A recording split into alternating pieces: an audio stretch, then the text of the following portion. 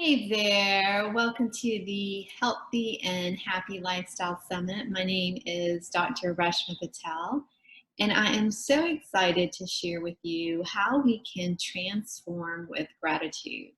And honestly, this is one of my favorite topics, and it's because it's this practice of gratitude that literally has the potential to shift our experience of any moment.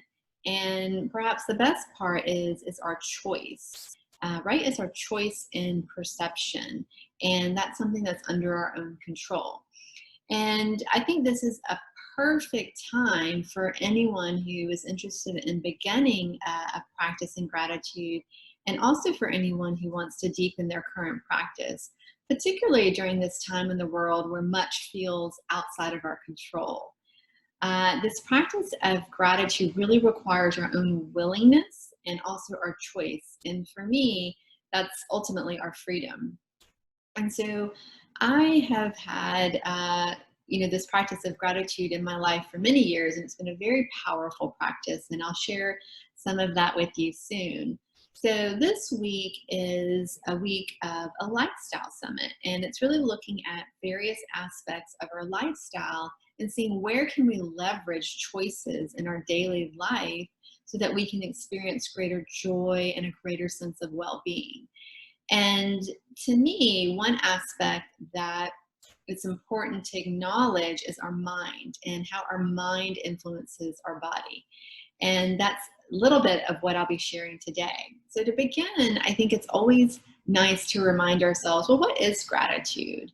So, gratitude is that quality of being thankful. So, it's that feeling of appreciation. You may have felt that full body appreciation before in your life, but we all have felt gratitude at one point or another. And you can think back to a time where you might have felt grateful. It might have been when someone helped you with a difficult task that you were unable to do on your own, or maybe someone recently dropped off groceries or checked on you when you weren't feeling well, or maybe even someone taught you a very valuable lesson that still has a positive impact in your life today.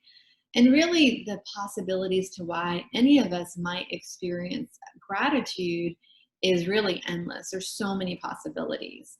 And so then the question is well, what happens when we're thankful? What happens in our body when we have a sense of appreciation? What's the physiology, right? And so there's 4 points I'd like to highlight here. And so the first is that when we have a sense of appreciation in the body, there's certain areas in the brain that become activated. And so in particular, it's the prefrontal cortex of our frontal lobe. And this is what moves us into action, right? It's our motivation center. It's also involved with our sense of empathy and compassion. And so when we experience a sense of appreciation, these are the areas in the brain that become activated. The second point is when we feel a sense of appreciation, there's a boost in the production of neurotransmitters. So there's an increase in the production of serotonin, which is our feel-good hormone. There's also an increased production of dopamine, and I refer to dopamine as our motivation hormone. It's the hormone that will initiate us into action. There's also an increased production of oxytocin, and oxytocin, in order to be produced, needs a stimulus. And many times we think about oxytocin with birthing and when mothers are nursing their infants. It also occurs with hugging. And I have heard very frequently recently how much people miss hugging. And while there's no replacement for physical touch, I think it's interesting to use gratitude to receive some of the benefits that hugging does provide. And so there are a couple of studies done that showed that specifically it's gratitude that's linked with increasing oxytocin and the associated genes in the body. It's not just feeling good or having a sense of joy. It's specifically gratitude. And we know that oxytocin is the hormone involved with our bonding, right? And that sense of connection and trust. So I think that's important. The next point, the third point, is when we feel a sense of appreciation, we have a sense of relaxation in the body that is influenced by our parasympathetic nervous system. And that's the part of the nervous system where we feel safe and relaxed. And this is where the body repairs itself. This is when we heal. This is what supports our immune function. And so, to contrast, when we feel stressed, it's the sympathetic nervous system that becomes activated, and that leads to a production of cortisol, which leads to inflammation. And so when we are in a state of appreciation, it's the parasympathetic nervous system that dominates the body. And so the fourth point, when we feel a sense of appreciation in the body, there's a reduction of inflammatory biomarkers. So there's less inflammation in the body. And I think this is a really important point because we know that inflammation is at the heart of so many chronic conditions, right? You can think of diabetes, heart disease, depression, anxiety, all autoimmune conditions, as well as cancer. And so I think it's really fascinating to see how the brain can actually influence these biomarkers. And so the point really in sharing what happens in the body, the physiology, is just for many people, when we understand it, it gives a greater sense of meaning and appreciation. And so it might actually lead to motivation and change behavior. And so now you might be asking, okay, well, what are the specific benefits I might experience if I choose to take on a practice of gratitude? And there's so many, and I'd like to share 6. So the first is that people who practice gratitude are found to have increased happiness as well as longer lasting happiness. So there was a study done looking at individuals who had a practice of gratitude compared to those who did not. And the individuals who had a practice of gratitude writing was found to have higher levels of happiness, as well as it lasting 3 months longer. And so this piece of longer lasting happiness, I think, is really important. A lot of times we think of results as quick and leaving quickly too, but with a practice of gratitude, people experience greater levels of happiness as well as longer lasting. And so I think that's important. Another benefit for people who practice gratitude is an increase in positive emotions. So there's that increased psychological well-being. And I think this is really important right now in a time where fear is dominating the minds of many people and leading to a lot of anxiety and depression. And I think weaving in this tool of gratitude can be really helpful to elevate our positive emotions. The third benefit for people who or individuals who practice gratitude is actually improved relationships. So this is twofold. It's increase in the number of new relationships as well as an improved quality of existing relationships. So the improved quality of existing relationships really comes from an increase in connection. And if we think about the oxytocin that's actually increased through this practice, it makes sense. So people who practice gratitude have healthier relationships. And so the next point, the fourth point for people who experience or practice gratitude is increased motivation in the workplace. And so people at work who feel appreciated were found to have to be more productive, more efficient, and actually one study showed that people were more likely to volunteer themselves for assignments. And I specifically chose to include this benefit because I think it really beautifully illustrates the benefit when we're a person who receives the gratitude, right? So a lot of time we're thinking about gratitude and the benefits we might experience in our own body, but this is a great example of the benefit that is extended from our giving of gratitude, expression of gratitude to someone else. So I think it's really important to remember that this practice of gratitude has benefits that are for ourselves as well as for others. And so I wanted to include that because I think it's important to remember.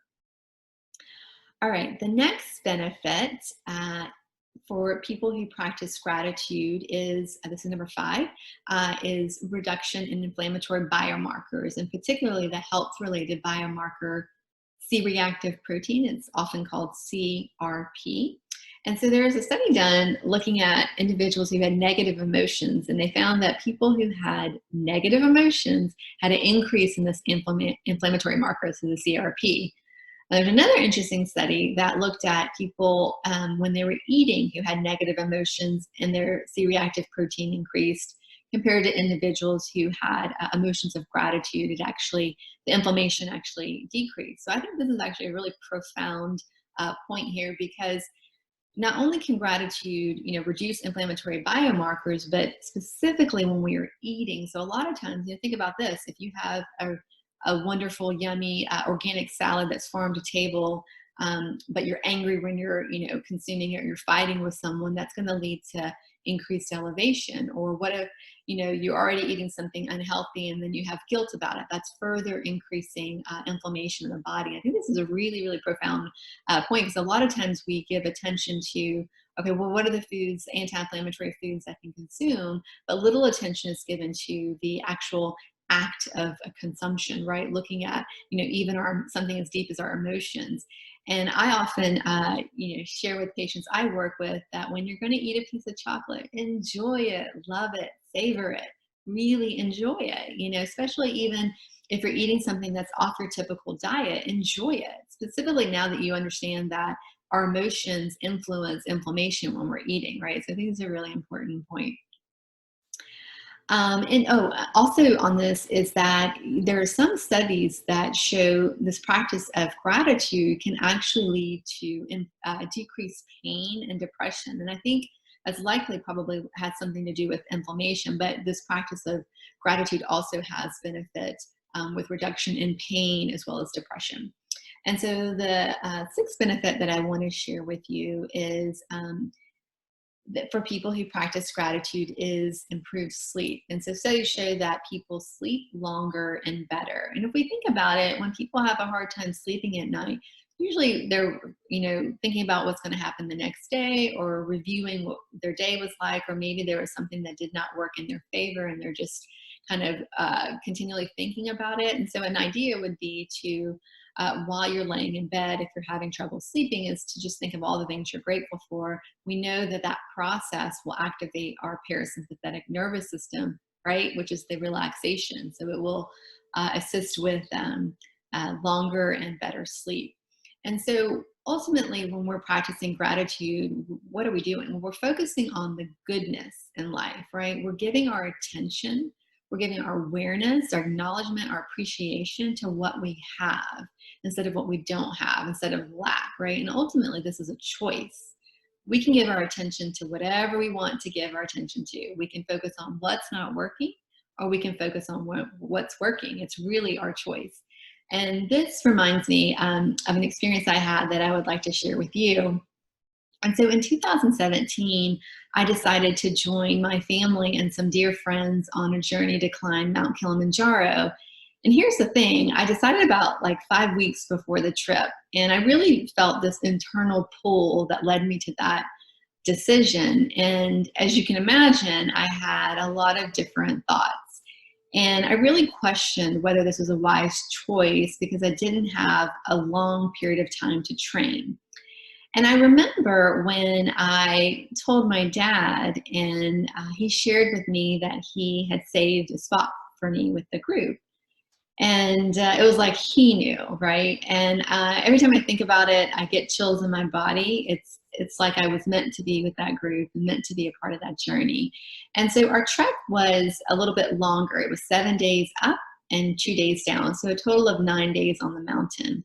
And the point that I want to share here is that when I was climbing, with each step in my mind, I would say, thank you. Thank you. With each step, it was just a thank you. And as the altitude, increased, it became even more difficult. So the pace would be slower, the effort would be more, and I would continue with the thank you, thank you, thank you. And I had a lot of difficulty with the altitude, actually, and I got to experience when the body deteriorates, how the mind follows. But here's the other thing: I also was able to experience that when you strengthen the mind, the body follows too. And so I know that I was able to summit because of this process of saying thank you. Thank you, acknowledging that my body was able to endure a challenge. Thank you that I could lift my leg another step and then another. and then another. And I know that that was a choice. I could have easily thought about, I can't do this. I could have count the number of times I had to stop. Like I would take one step and stop, and I could have given my attention toward that. I could have chose so many other thoughts, but I continued to think about, thank you. Thank you. And I think that process really kept me in the present moment, and it also elevated my emotions. So that was a really powerful experience for me that I wanted to share with you all. And you might be feeling compelled now after listening to, or understanding a little bit more about physiology and some of the health benefits. You might be interested now, okay, well, I want to incorporate, practice of gratitude in my life. What would that look like? Or you might already have one and you're like, well, I'd like to deepen that.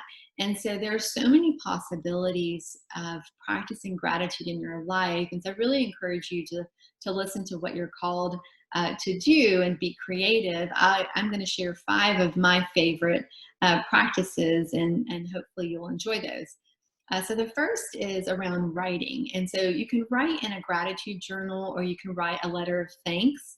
And the idea that I would like to emphasize here is when you're writing and expressing what you appreciate, to really include the why. Why are you grateful? Like, what is it? Include the because. So I am very grateful for my mornings because this is when I'm most creative. So including that because, the why, it really generates that sense of appreciation in the body. And remember, if we're expressing this to someone in a letter, we have that ability to influence them as well through the way that in which we express gratitude. So it's important to include the why. It really deepens this. And if you're already practicing gratitude in a journal, this is one way you can level it up by including the why, the because. So whenever you're writing, because, and include that. And if you can, if it's possible for you to write it in a notebook, it does strengthen our neural connection. And here's another little nugget here is anytime you're going to say thank you to someone via email, be it in person or on the phone, you can also include the why there. So anytime you're on a call with a customer service representative, you can say thank you because you saved me time, you made the experience pleasant, you saved me money. That really generates a deeper level of appreciation for both yourself and for the person receiving it. So the second idea for cultivating a practice of gratitude is around finances. And so this comes from the work of Ken Honda. And he wrote the book, Happy Money. And what he says is every time we make a transaction, we're receiving something in return. So we're receiving either a service, a material good, or food, but we're receiving something. And so when we make that transaction, say thank you that I have the money to receive, and thank you for what you're receiving. And so, for instance, when I am paying my utility bill, I give thanks for the electricity. Like I'm grateful to make that payment because I'm receiving electricity in return. A lot of times we don't even think about our electricity. We turn it on and off all day. We only think about it when there's a storm and we don't have electricity for a couple of days. We're so frustrated by that inconvenience. But here it's really connecting to that bill that I'm paying is actually providing a very valuable service to me.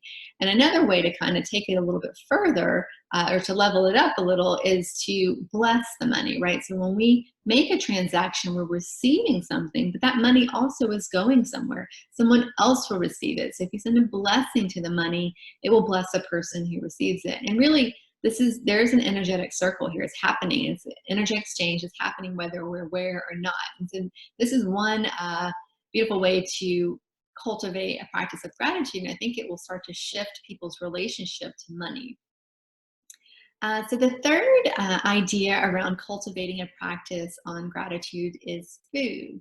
And so we talked about how food, our emotions around food can influence inflammation. So one idea would be just to be aware of your thoughts when you eat. Like, what are they? Just be curious. And I think that process itself will bring some mindfulness, because a lot of times we're eating and we're doing something else. We're not even aware that we actually ate food.